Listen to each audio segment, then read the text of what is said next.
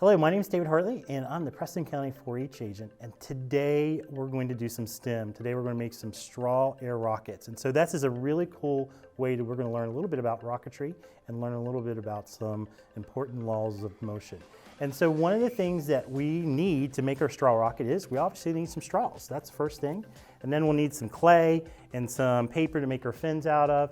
And we need something to launch our rocket with, and so today we're going to use some air out of this plastic container and a little bit of tape.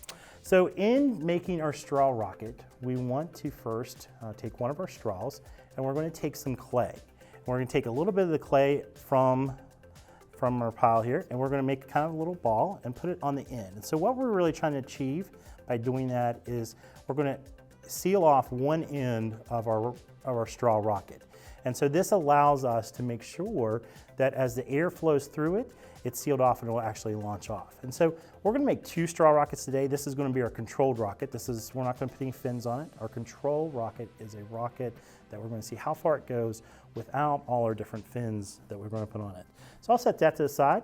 And now we're going to make our next rocket, our second rocket, and it's going to have fins on it. So we'll take another ball of clay again and put it on the end of our rocket to make sure that we can seal it off. And so a couple things that's important to know as we build a rocket is that we're trying to really create some aerodynamics. And so what aerodynamics is how well does this rocket go through the air. And so drag is a force that will act upon this rocket. So we want something that will fly through the air very well. Now we're going to put our fins onto our rocket. Now it's really important that we make sure that we evenly space our fins around our rocket. And if you notice, most rockets have their fins on the bottom part. As an engineering design, you get to decide where you're going to put your fins. Today, I'm going to decide to put my fins here in the bottom part of the rocket.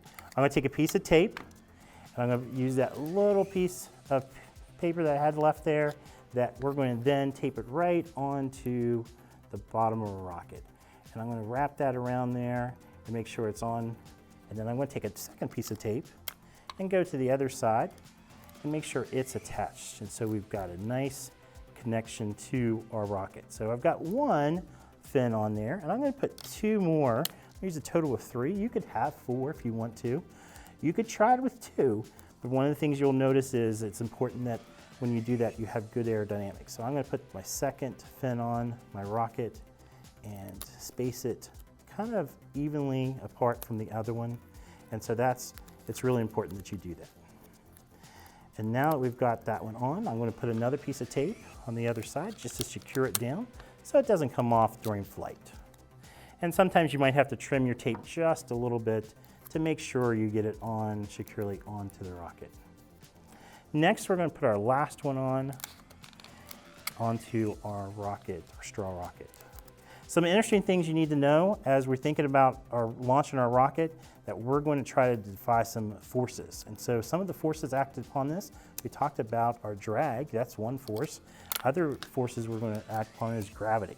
So we're going to use our air or force of our air pressure to kind of defy our gravity. And so you can kind of see we kind of adjust these, and we got them evenly spaced around, and our rocket's kind of ready to fly. In our flight, we're going to use this plastic container, and we're going to press on it really hard, and we're going to use the air that's inside of this and transfer it to the rocket. And so if you think about this, this is one of Newton's law. So any object that's in rest will remain in rest until you act on by an outside force. So our outside force is our air in our bottle. All right, now it's time to launch our control. We're going to start with our control rocket, and it's important that when we're launching a rocket, that it's a safe place. There's nothing in the way that you're going to hit anyone. You're going to put your rocket, your straw onto the bottle.